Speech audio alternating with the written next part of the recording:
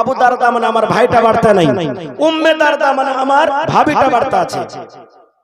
ভাবিটা তো বাড়তে আছে, কিন্তু সিধা করে নাই, চোখে সুরমা দিয়ে নাই, নতুন কাপড় পিন্ধা নাই, চুল গলা উস্কো খুস্কো হয়ে আছে, গা গলা খেস্টি পড়িয়ে আছে, মানে কোন চাকচিকন হয়ে নাই। তখন সালমান বলছেন যে হ্যাঁ গে ভাবি, ব্যাপারটা কি? তুই সিধা করে নেস, নতুন কাপড়ও পিন্ধে নেস, চুল গলা উস্কো খুস্কো হয়ে আছে মরিচের গাছের মতন, আর কোন মেকআপ করে নেস, ব্যাপারটা কি? তখন ওর ভাবি বলছেন, আবু দারদার স্ত্রী, এ ভাই সালমান, কাকে দেখাবো রে ভাই? সিধা করে কাকে দেখাবো? কে দেখবে আমার সিধা? পাউডার কার লাগা লাগাবো, কার লাগা মেকআপ করবো, কার লাগা সেন্ট মাখবো, কার জন্য নতুন কাপড় কিনবো, কার জন্য সেন্ট ওয়ালা তেল লাগাবো? সালমান রাদিয়াল্লাহু তাআলা আনহু বলছেন, কেন? আমার ভাই আবু দারদার জন্য তুমি এগুলা করবে? কইস না ভাই, কইস না ওর কথা, আর বলিস না, আর বলিস না ভাই ওর কথা। সালমান রাদিয়াল্লাহু তাআলা আনহু বলছেন যে হ্যাঁ গে ভাবি, কেমন কথা তুই বলছিস? ভাইয়ের ব্যাপারে কেন এরকম কথা বলছিস? বলছে ভাই হে, তোর ভাই তো রাজুলুন সালেহুন, খুব একটা নেককার মানুষ, কিন্তু আমার বিছানে খুর ঠেকে তো আসে না। আমি কি জিনিস, আল্লাহ কেমন আমাকে তৈরি করেছে, আমাকে দেখতে আসে না বিছানে, তা আমি কাকে দেখাবো ভাই, কার জন্য মেকআপ করে থাকবো? এ মায়েরা খালারা, আমি হাদিসটা পরে বলছি, এখানে আরো একটা কথা বলে দিই, তাহলে আমার মায়েরা খালারা, বাড়িতে যখন আপনারা থাকবেন, নিজের স্বামীর সামনে একবারে হিরোইন সেজে থাকবেন, একবারে ম্যাডাম হয়ে থাকবেন। আপনার স্বামী কামকাজ করে যখন বাড়িতে ঢুকবে, আপনার চেহারার দিকে দেখে যাতে সারা দিনকার খাস্তা নাওয়ার দূর হয়ে যায়। আর যদি কালো ঝালো হয়ে থাকবেন, কামকাজ করে ঘামে গতর দুর্গন্ধ করবে, আর যদি আপনার স্বামী বাড়িতে ঢুকবে, আর বাড়িতে ঢোকার পর যখন দেখবে যে ই তো একবারে ধাঙ্গড়ির মতন আছে, কিংবা ই কালো ঝালো মেখা আছে, গোবর মেখা আছে, বাসনা করছে গতর, ওর দেখে মন খারাপ করে হট হট হট হট, আমার কাছ থেকে হট, তোর মতন স্ত্রীর আমার দরকার নেই। এই জন্য নিজের স্বামীর সামনে যত সাজতে পারেন শেষ নাই, কিন্তু আজকে অবস্থা উল্টা হয়ে গেছে। বিয়া খেতে যাবে, তখন দেখবেন সুবহানাল্লাহ, আমার মায়েরা খালাকে দেখবেন যে নতুন নতুন কাপড়, নতুন নতুন জেওয়ার পরে যাবে, আর পুরুষের সামনে ছেঁড়ে মেড়া কাপড় কিনতে থাকবে। এরকম হয়েছে না, হয় না? খায়ের যাও, গল্প সল্প করার পর এবার সালমান রাদিয়াল্লাহু তাআলা আনহু বাড়িতে আছেন, আবু দারদা রাদিয়াল্লাহু তাআলা আনহু আর ভাইটা বাড়িতে চলে এসেছেন। সালাম কালাম হলো, গলাতে গলা মিলামিলে হলো। এবার আবু দারদা তখন ওর স্ত্রীকে বলছেন, আরে এ উম্মে দারদা, আরে ভাই বাড়িতে এসে নাস্তা পানি দে না, নাস্তা পানি দিস নি কিছু? বলছেন না, নাস্তা পানি দিইনি, আপনার অপেক্ষাতে ছিল যে আমার ভাই আসবে তাহলে আমি খাবো। বলছেন দিতে দেখ, তাড়াতাড়ি করে খানা দে, কুটুম সদর বাড়িতে আসলে আমরা নাস্তা পানি দিই কি দিই না? তো বলছেন যে তাড়াতাড়ি করে খেতে দে। এবার আবু দারদা তার সামনে তখন খানা দিয়েছে। সালমান বলছেন, ভাই আবু দারদা, আমি খাবো না যতক্ষণ তুমি আমার সাথে না বসবে। আবু দারদা তখন বলছেন যে আমি খাবো না, আমি রোজা করে আছি। সালমান বলছেন যে আমিও খাবো না, তাইলে তুমি থাকো, তোমার বাড়িতে এসেছি, তুমি আমাকে খাইতে দিবে আর তুমি খাইবে না? মানে স্ত্রীর মুখ থেকে আবার শুনে নিয়েছে সবকিছু। বলছে যে না না, তুমি খাও ভাই সালমান, আমি রোজা করে আছি, খাবো না খো। এবার যখন কথাটা বলা, সালমান বলছেন, রে আবু দারদা ভাই, আল্লাহর কসম করে বলে, যতক্ষণ পর্যন্ত তুমি আমার সাথে খানা না খাবে, আমি সালমান এক কোঠক পর্যন্ত তোমার বাড়িতে পানি পান করব না। রোজা ভেঙে দাও, নফল রোজা তুমি করে আছো ভাই রে, রোজা তুমি ভেঙে দাও, আর এসো তুমি আমার সাথে খানা খাও। কি করবে? আবু দারদা আস্তে আস্তে রোজাটাকে ভেঙে দিলেন। এবার দুই ভাই মিলে কি করলেন? খানা খেলেন। সন্ধ্যা হলো, মাগরিব পড়লেন, এশারের নামাজ পড়লেন। এশারের নামাজ পড়ার পর এবার তখন আবু দারদা সালমানের জন্য বিছান লাগিয়ে দিলেন একটা ঘরে, আর দেয়া বলছে, সালমান ভাই তুমি এই ঘরে তুমি আরাম করো। আবু দারদা তখন বলছেন যে আমি চলে গেলাম নামাজ পড়তে, তাহাজ্জুদের নামাজ পড়তে, নফল নামাজ পড়তে। যখন কথাটা বললাম, এইবারে সালমান বলছেন, আবু দারদা ভাই আমিও ঘুমাবো না, যদি তুমি না ঘুমাও আমিও ঘুমাবো না রে ভাই, কারণ তোমার বাড়িতে আমি এসেছে, তুমি আমার সাথে কিছু কথা বলো, আমিও তাহাজ্জুদের নামাজ পড়বো। এই যে তোমার স্ত্রী আছে, তোমার স্ত্রীর কাছে সময় দাও, যাও যাও ভাই তোমার বিবের কাছে তুমি ঘুমিয়ে যাও। এবার আবু দারদা বলছেন, না রে ভাই সালমান, আমি মসজিদে চলে গেলাম, আমি তাহাজ্জুদের নামাজ পড়বো, আমার নামাজ ছুটে যাবে, আমার নামাজ কাজা হয়ে যাবে। যখন কথাটা বলা, ওরে সুবহানাল্লাহ, আপনারা জানেন, আমার মায়েরা খালারা জানে, যখন কোনো ছেলে নতুন বিয়ে করে, নতুন যখন বিয়ে করে, আর যখন তাদের প্রথম বাসর ঘর হয়, যখন প্রথমরা বাসর ঘর হয়, ওই রাতটাতে আমার মায়েরা খালারা ওই নতুন বউটাকে ধাক্কা দিয়ে ঘরের ভিতরে দিয়ে দেয়, আর তারপরে বাহির থেকে হয়তো লক লাগিয়ে দেয়।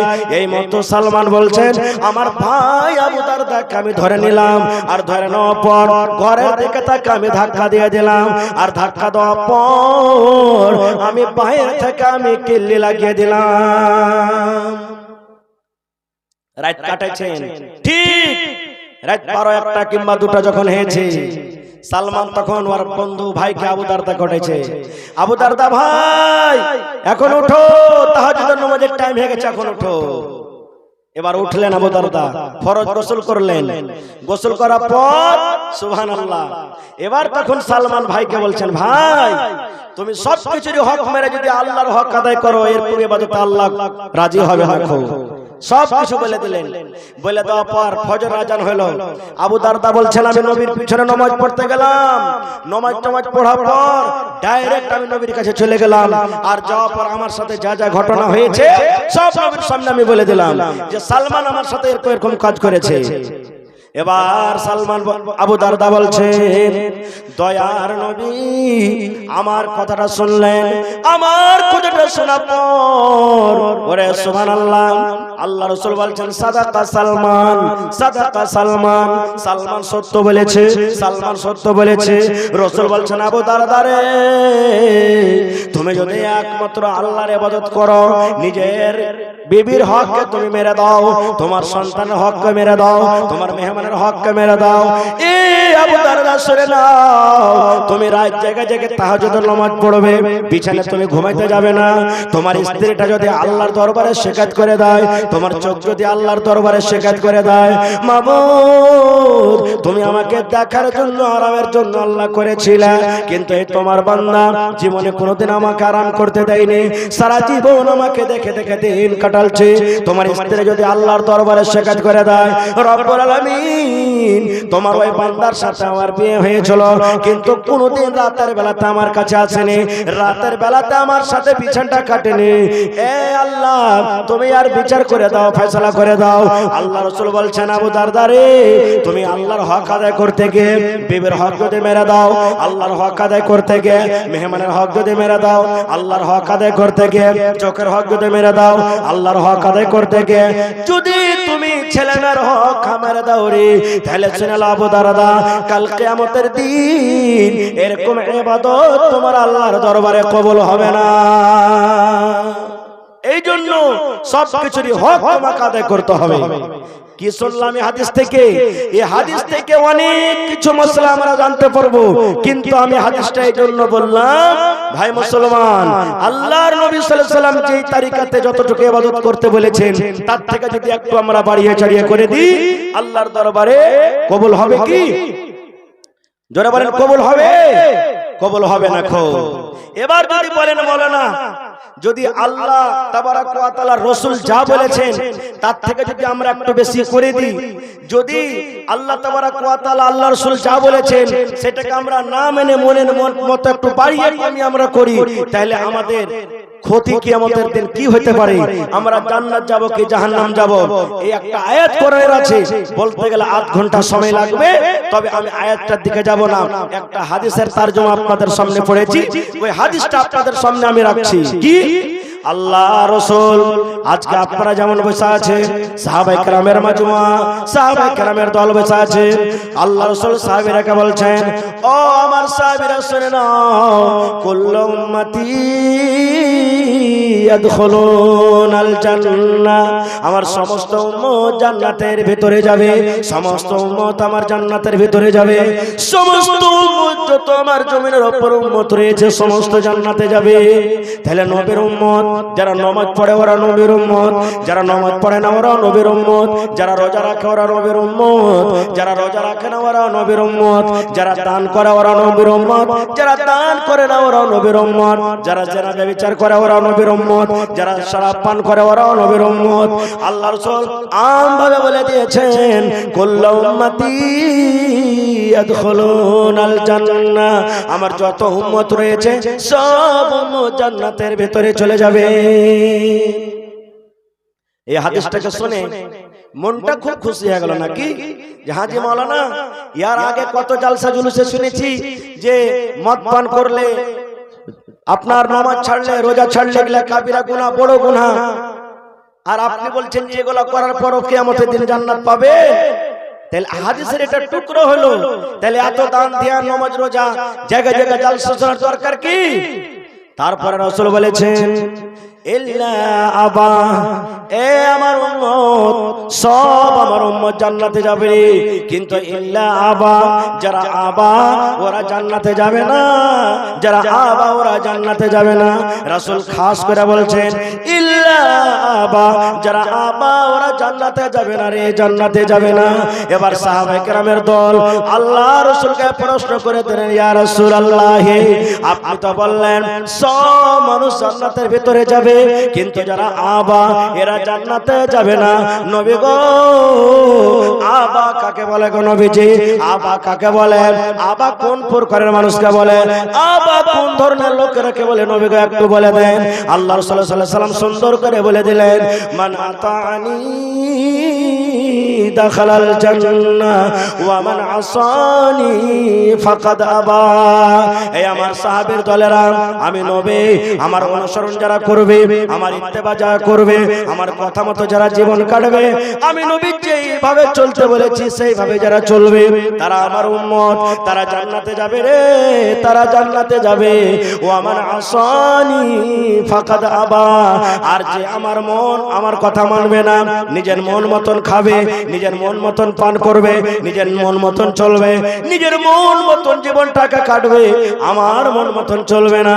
রাসূল বলছেন, এরা আবা, এরা আবা, এরা আবা, এরা কিয়ামতের দিন আল্লাহর জান্নাতে যাবে না। সুবহানাল্লাহ। তাহলে হাদিস থেকে আমরা বুঝতে পারলাম কি, যে নবীর তরিকা মতো নবীর ইত্তেবা যারা করবে তারা জান্নাতে যাবে, আর যারা নবীর ইত্তেবা করবে না তারা কোথায় যাবে? জাহান্নামের ভিতরে যাবে। কোরআনের একটা আরো আয়াত আছে, আমার সময় 1 ঘন্টা, ভাই ঘন্টা কাছে আসছে, আমি ওদিকে যাব না, তবে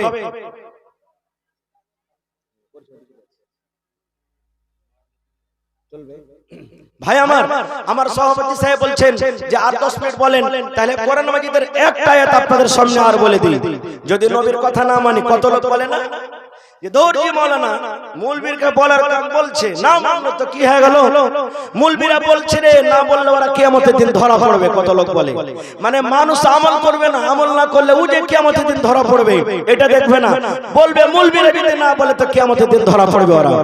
একটা আয়াত পড়ে দি ভাই, আল্লাহ রাব্বুল আলামিন কোরআনে বলেন, ইন্নাল্লাযীনা কাযাবু বিআয়াতিনা ওয়াস্তাকবারু আনহা লা তুফাত্তাহু লাহুম আবওয়াবুস সামাই ওয়া লা ইয়াদখুলুনাল জান্নাহ হাত্তা ইয়ালিজাল জামালু ফি সামিল খিয়াম।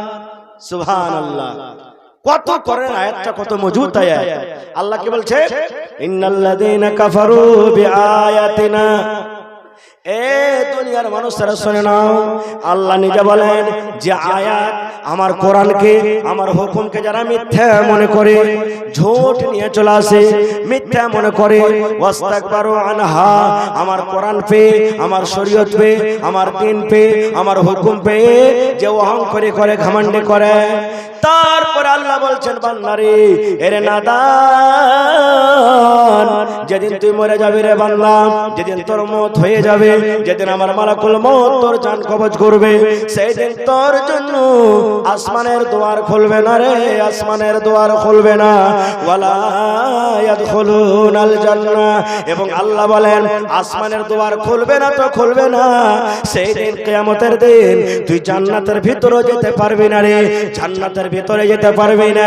আল্লাহ তখন বলছেন বান্দারে কিয়ামতের দিন যদি একটা কাজ করতে পারিস রে বান্দা, কিয়ামতের দিন যদি একটা কাজ তোর দ্বারাতে হয়ে যায়, আল্লাহ বলেন বান্দারে আমি তোর জন্য জান্নাত খুলে দেব, তুই জান্নাত যেতে পারবি রে বান্দা, যেতে পারবি। কি কাজ? লম্বা হাদিস আছে, মানুষের মওত, যারা বদ মানুষ আছে, যারা নেককার আছে, তাদের মওত হবে কিভাবে, রূহ কবজ হবে কিভাবে, জান কবজ হবে, কোথায় জান কবজ তার রাখবো দিকে আমি যাব না। যেদিন কিয়ামত হবে, ওই কিয়ামতের দিন দুনিয়াতে যত মানুষ এসেছে সব মানুষ হাজির থাকবে কিয়ামতের মাঠে। নমাজি, বেনমাজি, রোজাদার, বেরোজাদার সব জমা থাকবে। এবার আল্লাহ তাবারাক ওয়া তাআলা সব মানুষকে পুছ করবেন, আয় বান্দা জান্নাত লিবি রে বান্দা। আল্লাহ জিজ্ঞাসা করবেন বান্দা জান্নাতে যাবি? আজকে যদি আমি বলি কত লোক জান্নাত চাহেন হাত তোলেন তো, কতটি লোক জান্নাত যেতে চান হাত তোলেন, হাত তোলেন। কখন আল্লাহ কার হাত কবুল করবে আল্লাহ জানে। আমরা সবাই ছেড়ে জান্নাত যেতে চাই, পড়েন ইনশাআল্লাহ, হাত তুলে বলেন, জোরে বলেন ইনশাআল্লাহ। আল্লাহর কাছে দোয়া করছি আল্লাহ এই মজলিসে নর নারী ছোট বড় যত আছে আল্লাহ তুমি আমাদেরকে জান্নাতুল ফিরদৌসের জায়গায় দাও, পড়ুন আল্লাহুম্মা আমিন। তা আল্লাহ কিয়ামতের দিন বলবেন বান্দা রে জান্নাত যাবি রে বান্দা, সব বলবে আল্লাহ হ্যাঁ যাব। এবার আল্লাহ তাবারাক ওয়া তাআলা সমস্ত বান্দারাকে কিয়ামতের দিন বলবেন এরে আমার বান্দা শুনে লাও, এ আমেনা শুনে লাও, এ সাহেদা শুনে লাও, আব্দুল জব্বার শুনে লাও, আব্দুল গাফফার শুনে লাও, জান্নাত তোকে দিয়ে দেব রে বান্দা। জীবনে যদি চুরি করেছিস আমি আল্লাহ maaf করে দেব, মদ পান করেছিস maaf করে দেব, জিনা করেছিস maaf করে দেব, রোজা রাখিসনি maaf করে দেব, দান করিসনি maaf করে দেব। জীবনের সমস্ত পাপ গুনাহ করেছ রে বান্দা আমি আল্লাহ সব maaf করে দেব। কিন্তু বান্দারে একটা তোমরা যদি কাজ করতে পারো, একটা যদি কাজ করতে পারো রে বান্দা, ওই কাজের বিনিময়ে আমি আল্লাহ তোমাদের জীবনের গুনাহকে maaf করে আমি জান্নাতে দিয়ে দেব। মাত্র একটা কাজ। মানুষরা বলবে কিয়ামতের দিন আল্লাহ একটাই তো কাজ করতে হবে আল্লাহ জি, আল্লাহ তাড়াতাড়ি করে বলো কি কাজটা করতে হবে, কাজটা করে আমরা জান্নাত চলে যাব। আল্লাহ আবার বলবেন বান্দা কাজটা করতে পারবে তোমাদেরকে জান্নাত দিয়ে দিব। সব লোক বলবেন জি আল্লাহ কাজ করে নেব আমরা জান্নাত চলে যাব, সুবহানাল্লাহ। এবার তখন আল্লাহ তাবারাক ওয়া তাআলা একটা ফেরেশতাকে বলবেন ফেরেশতারে একটা উট নিয়ে এসো রে ফেরেশতা, কিয়ামতের মাঠে একটা উট নিয়ে আসা হবে। আল্লাহ একটা ফেরেশতাকে বলবেন ফেরেশতারে একটা সুই নিয়ে আসো রে ফেরেশতা, সুই নিয়ে আসা হবে। এইবারে মানুষ বলবে আল্লাহ জি কেমন তোমার কাম, এখানে কেন উট নিয়ে আসা হলো, এখানে কেন সুই নিয়ে আসা হলো, আল্লাহ এটা কেমন কাম।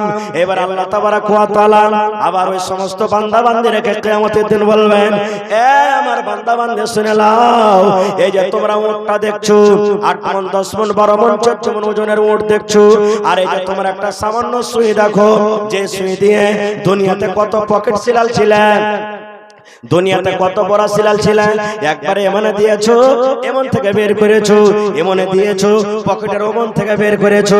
আল্লাহ বলবেন বান্দারে আজকে তোমরা যদি জান্নাত পেতে চাও রে বান্দা, যদি তোমরা জান্নাত যাওয়ার আশা থাকে, যদি তোমরা আমার জান্নাত পেতে চাও রে বান্দা, আজকে তোমাকে পরা সিলাতে হবে না, এই সুই দিয়ে তোমাদেরকে পকেট সিলাতে হবে না।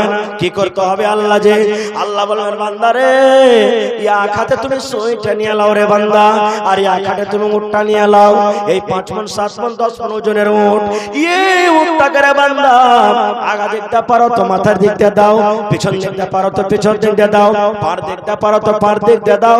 বান্দারে এই 8 মণ 10 মণ ওজনের সুইটা, এই সুইয়ের ছিদ্র দিয়া এই 8 মণ 10 মণ ওজনের উটটাকে এই সুইয়ের ছিদ্র দিয়া এই পার দিয়ে তুমি যদি ঢোকাও আর ওই পার দিয়ে যদি বের করতে পারো রে বান্দা, তাহলে আমি আল্লাহ তাবারক ওয়া তাআলা তোমাদের জীবনের গুনাহ মাফ করে জান্নাতে দিয়ে দেব। সুবহানাল্লাহ। আচ্ছা বলেন তো, এত বড় ওজন আর সামান্য একটা এত বড় সুইয়ের ফুটো দিয়ে ছিদ্র দিয়ে সম্ভব আছে পার করানো? যাবে?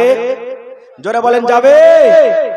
কিয়ামতের দিন তখন আল্লাহর সামনে লোকেরা বলবে, আল্লাহ কেমন করে হবে আল্লাহ, এত বড় উট আর সামান্য এত বড় ছিদ্র দিয়ে আল্লাহ কেমন করে পাস করব? আল্লাহ জি, আল্লাহ পারবো এটা কাজ করতে।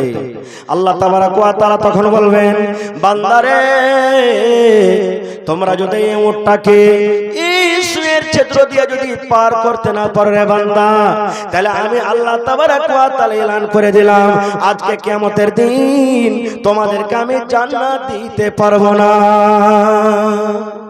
সুবহানাল্লাহ। তাহলে এগুলা কার জন্য হবে? আল্লাহ বলে দিয়েছেন যে আয়াতকে, কোরআনকে, হাদিসকে, আল্লাহ এবং আল্লাহ রাসূলের কথাকে মানবে না এবং অহংকারী ঘমন্ডি করে চলবে। আজ ভাই দেখেন 100-র মধ্যে কয়টা লোক আমরা নামাজ পড়ছি, কয়টা লোক রোজা রাখছি, কয়টা লোক দান দিচ্ছি, কয়টা লোক পরহেজগারি হয়ে থাকছি, কয়টা লোক শরীয়ত মতন আমরা জীবনটা কাটছি, আর কয়টা লোক আমরা বেদিন হয়ে ঘুরে বেড়াচ্ছি। একটু পার্থক্য করেন যে কিয়ামতের দিন আমাদের অবস্থা কি হবে। ভাই খারজা হোক, আপনাদের সামনে আমার ঘন্টা পড়ে গেছে, 10 থেকে 15 মিনিট আর আপনাদের সামনে আছি। ভাই আমার, আল্লাহর রহমতে আপনারা যে যা পারেছেন দান করলেন, দান দিলেন। তবে আজকে এই মাদ্রাসার জন্য, আজকে এই কোরআনের জন্য, আজকে এই দিনের জন্য, মাদ্রাসা আছে তো মুসলমান আছে, মাদ্রাসা আছে তো দ্বীন আছে, মাদ্রাসা আছে তো মুসলমানের ঈমান আছে। মাদ্রাসা বন্ধ হয়ে যায় তো মুসলমান শেষ হয়ে যাবে, মাদ্রাসা বন্ধ হয়ে যায় মুসলমানের দ্বীন শেষ হয়ে যাবে।